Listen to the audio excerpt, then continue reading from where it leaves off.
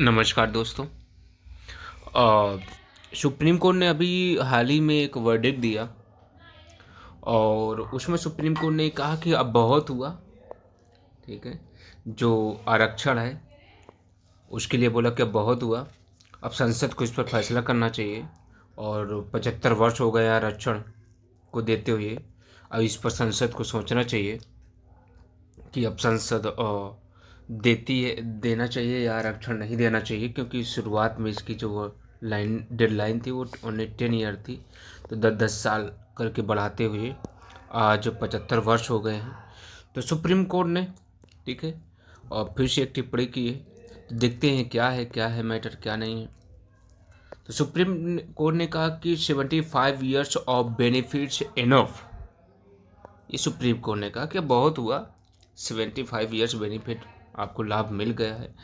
Parliament must decide on reservation quota forum. तो quota को reform को इसे पार्लियामेंट को फिर से डिसाइड करना चाहिए रिजर्वेशन पर। तो मैटर क्या है, देखते हैं मामला क्या है। हम्म तो सुप्रीम कोर्ट ने गुरुवार को यह स्पष्ट किया कि उसने इस मुद्दे पर पहले ही अपने विचार रख दिए हैं और क्या कोटा से लाभान्वित हुए व्यक्तियों को आगे आरक्षण के लाभ से बाहर रखा जाना चाहिए या नहीं। क्योंकि इसमें मैटर बहुत ये आ रहा है कि जो ऑलरेडी सिलेक्टेड हैं उनके बच्चे भी, ठीक है, SC ST OBC जो नॉन क्रिमिलेयर है उसका फ़ायदा उठा करके इसमें सिलेक्ट हो रहे हैं।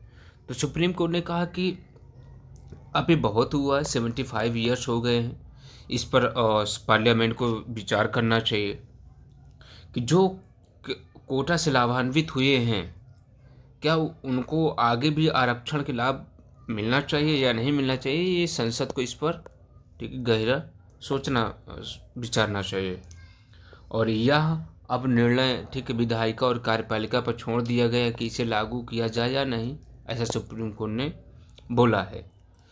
एंड और इसके देखते हैं कि नेक्स्ट पॉइंट क्या है इसमें, कि सुप्रीम कोर्ट का विचार एक्चुअल में है क्या। तो जो न्यायमूर्ति BR गवई की अध्यक्षता में 2 न्यायाधीशों की पीठ ने कहा कि हमने अपना विचार दिया है कि पिछले 75 वर्षों को ध्यान में रखते हुए ऐसे व्यक्ति जो पहले से ही आरक्षण का लाभ उठा चुके हैं और अब दूसरों के साथ प्रतिस्पर्धा करने की स्थिति में है, मतलब वो कम्पिटिट कर रहे हैं, उनके पास ठीक ठाक सुविधा हो चुकी है, ऑलरेडी उनके घर में जॉब है, तो अब उनके बच्चों को क्यों जॉब आरक्षण में आरक्षण दिया जाना चाहिए जॉब में। ठीक है, तो वो प्रतिस्पर्धा या कंपटीशन करने की स्थिति में है, उन्हें आगे आरक्षण से बाहर रखा जाना चाहिए, ऐसा सुप्रीम कोर्ट ने दिया, बोला।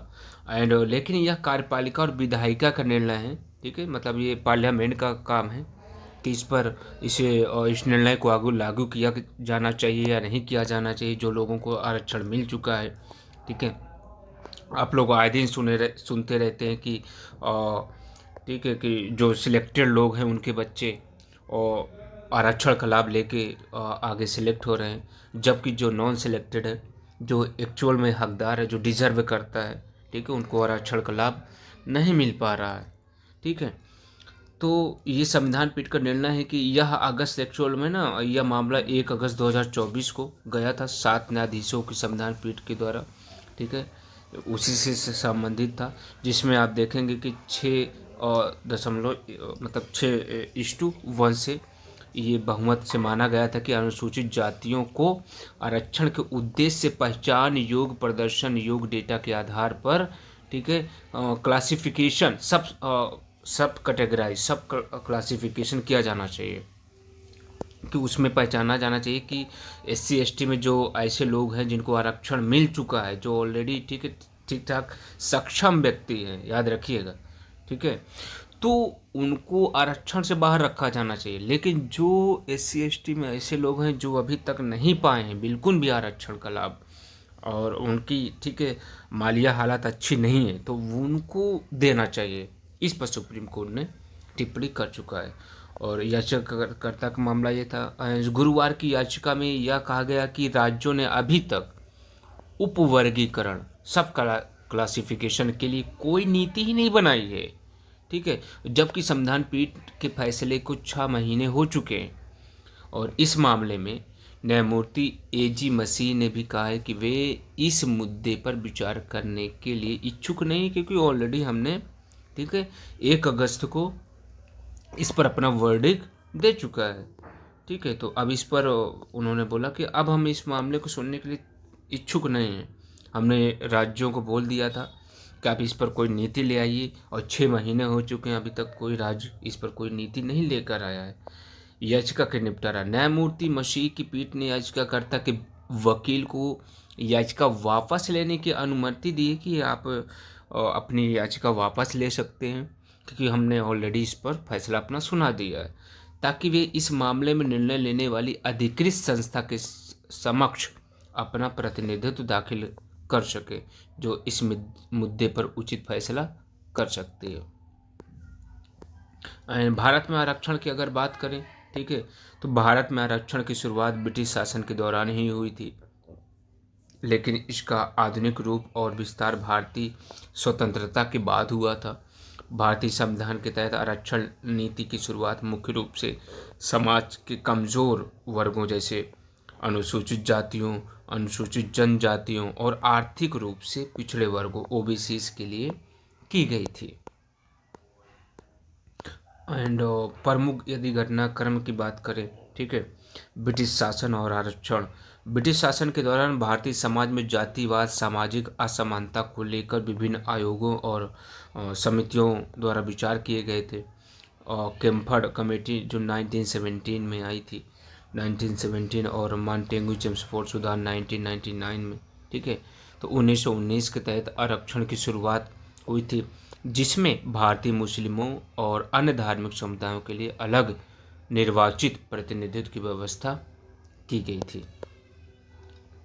और ब्रिटिश शासन के तहत 1932 में डॉक्टर भीमराव अंबेडकर द्वारा प्रस्तावित पुरीसा समझौता में अनुसूचित जातियों के लिए आरक्षण की बात की गई थी, जिसे बाद में गवर्नमेंट ऑफ इंडिया एक्ट 1935 में शामिल किया गया था। ठीक है, और उसी के आगे अगर बात करें तो स्वतंत्रता प्राप्ति के बाद भारतीय संविधान में आरक्षण की नीति को स्थापित किया गया, लागू किया गया, और भारतीय संविधान के अनुच्छेद 15 और 16 में आरक्षण का प्रावधान किया गया। इसके तहत अनुसूचित जातियों, अनुसूचित जनजातियों के लिए शैक्षिक संस्थानों, सरकारी नौकरियों और अन्य क्षेत्रों में आरक्षण दिया गया है। इसके बाद अन्य पिछड़ा वर्ग ओबीसी के लिए भी आरक्षण की व्यवस्था की गई है, जिसका प्रमुख मंडल आयोग जो 1980 ने समर्थन किया था। एंड मंडल आयोग 1980 में गठित मंडल आयोग ने ओबीसी के लिए 27% आरक्षण की सिफारिश की थी, जिसे 1990 में तत्कालीन प्रधानमंत्री बिपिन चंद्र मंडल ने स्वीकार कर लिया। इसके बाद ओबीसी के लिए सरकारी नौकरियों और शैक्षिक संस्थानों में 27% आरक्षण लागू कर दिया गया। और आगे देखें तो 1992 में संविधान संशोधन हुआ। ठीक है, तो 1992 में कास्ट बेस्ड जो आरक्षण को संविधान का 76वां संविधान संशोधन अधिनियम के तहत शामिल किया गया था, जिसमें विशेष रूप से SC/ST समुदाय के लिए आरक्षण के प्रावधानों को स्पष्ट किया गया था।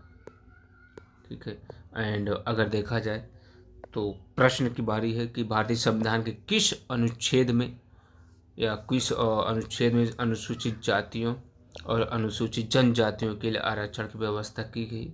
तो आपका अनुच्छेद अब इसमें आप कमेंट बॉक्स के माध्यम से बताइए, अभी हमने आपको बताया है। ठीक है, थैंक यू, आज के लिए इतना ही। Thank you very much.